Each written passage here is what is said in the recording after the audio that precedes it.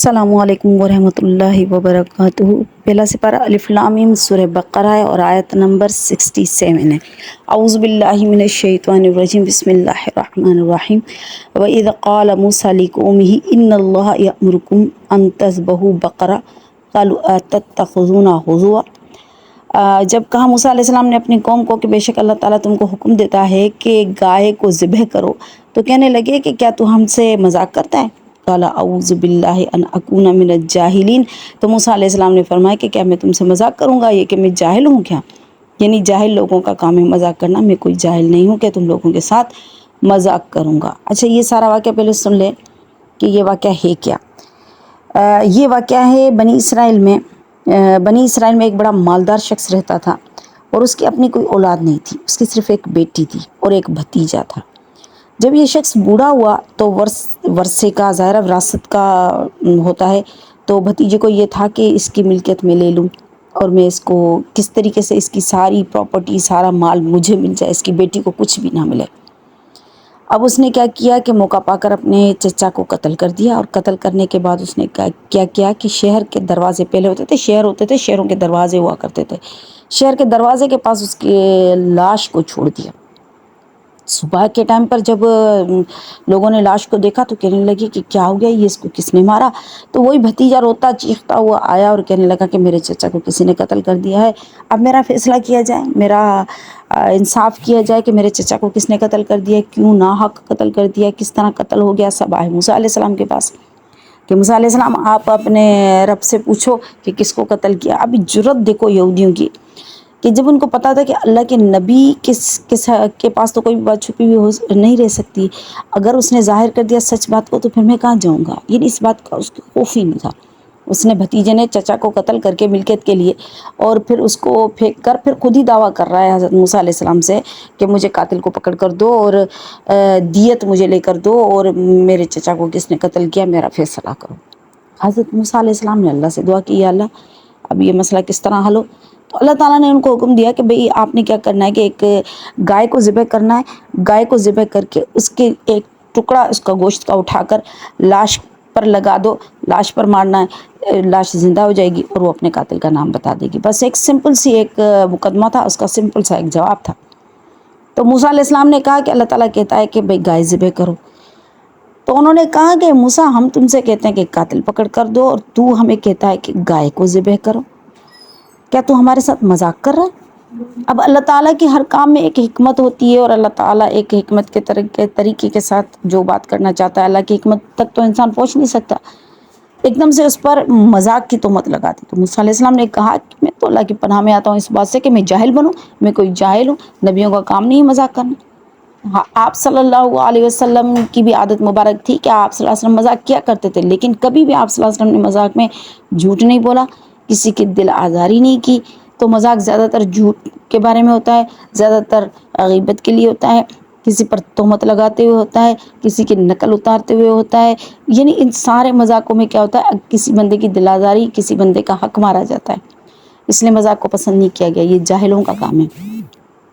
اب کیا ہوا، اب جب موسیٰ علیہ السلام نے ان کو کہا کہ بھئی اللہ تعالیٰ کہتا ہے کہ تم گائے ذبح کرو، بقرہ یعنی گائے، سورت کا نام بقرہ ہے اسی گائے کی وجہ سے پڑا ہے، کیونکہ اس میں یہ گائے کا واقعہ ہے، واقعے کی وجہ سے اس سورت کا نام سورہ بقرہ پڑا۔ اب موسیٰ علیہ السلام نے کیا کہا کہ موسیٰ علیہ السلام نے کہا کہ بھئی آپ گائے ذبح کرو۔ اب ان کو تو شرارت تھی، بنی اسرائیل میں شرارت تھی۔ قَالَ ادْعُ لَنَا رَبُّكَ يُبَيِّن لَنَا مَا هِيَ، یعنی کہ اے موسیٰ اپنے رب سے پوچھ، گائے تو ہمارے پاس بہت ساری ہیں، کس طرح کی گائے ہونی چاہیے؟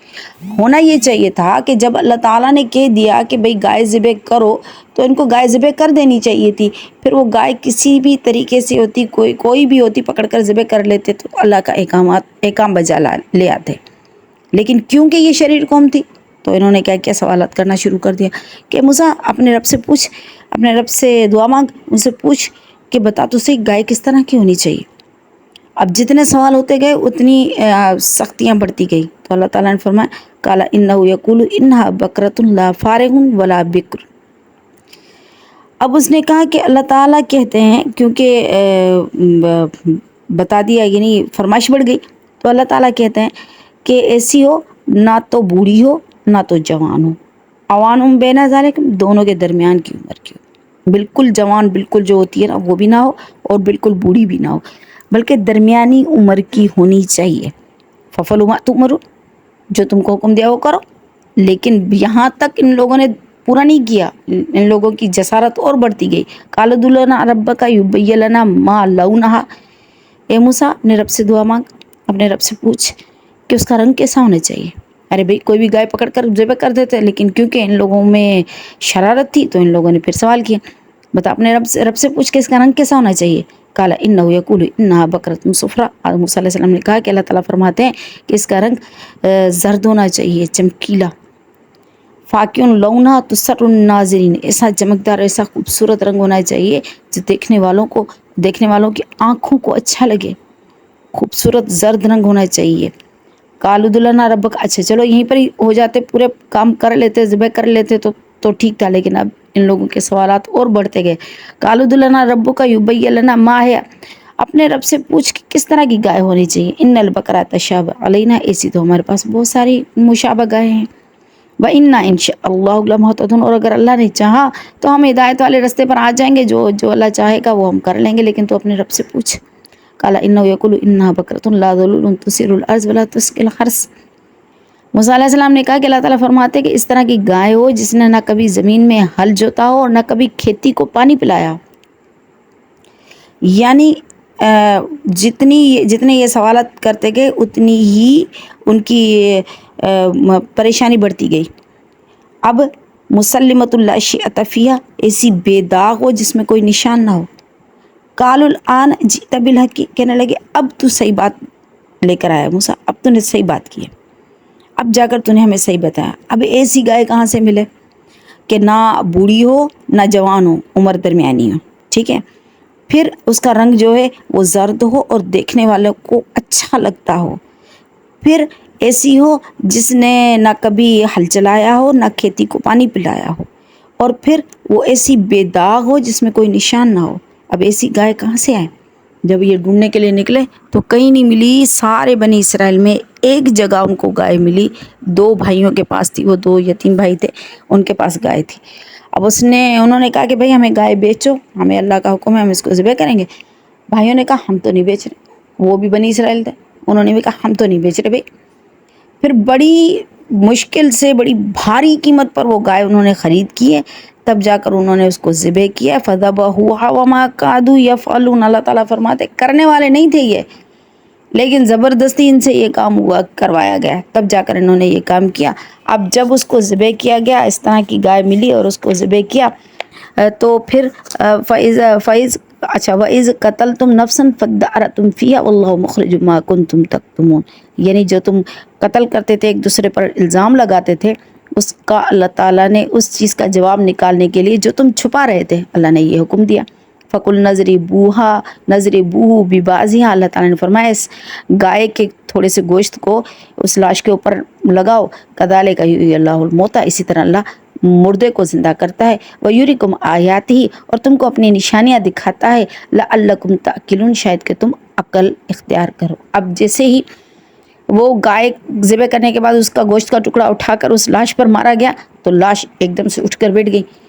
फिर उनसे मूसा अलैहि सलाम ने पूछा कि भाई तुझे किसने कत्ल किया है। तो उसने कहा मुझे अपने इसी भतीजे ने कत्ल किया है।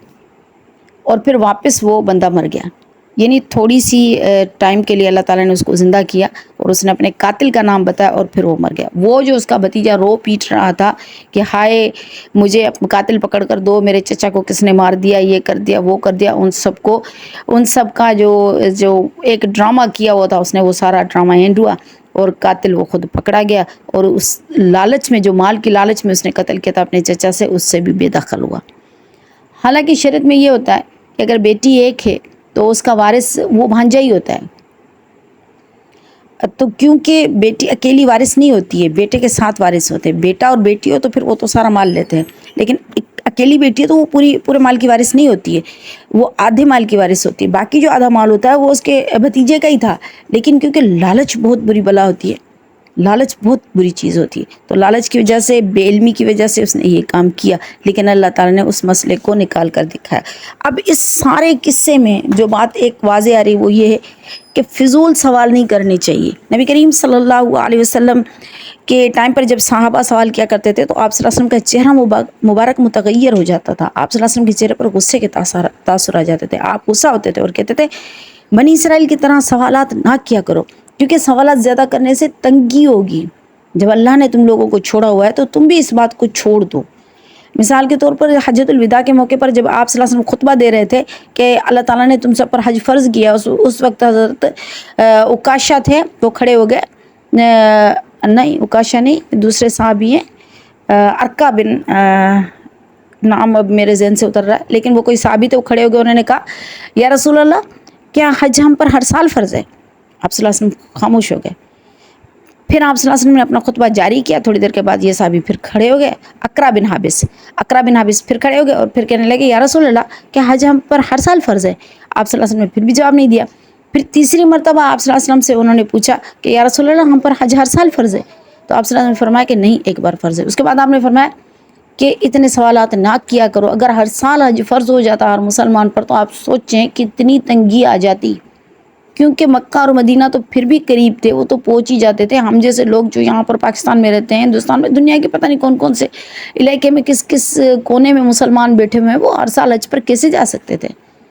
تو سوالات کر کے خود کے لیے تنگی پیدا نہیں کرنی چاہیے تھی، یہ آپ صلی اللہ علیہ وسلم کا حکم تھا، اللہ کا حکم تھا، اس لیے صحابہ سوالات نہیں کیا کرتے تھے۔ بنی اسرائیل نے یہی کام کیا، فضول سوالات کیے، اور فضول سوالات کی وجہ سے ان پر تنگی بڑھتی گئی، اور بالآخر میں جو مقدمہ تھا وہ جب کھلا تو پتہ چلا کہ وہ جو مدعی تھا وہی مجرم بنا۔ اللہ تعالیٰ اس طرح کی تنگی اور پریشانی سے ہم کو بچائے۔ وآخر دعوانا الحمدللہ رب العالمین۔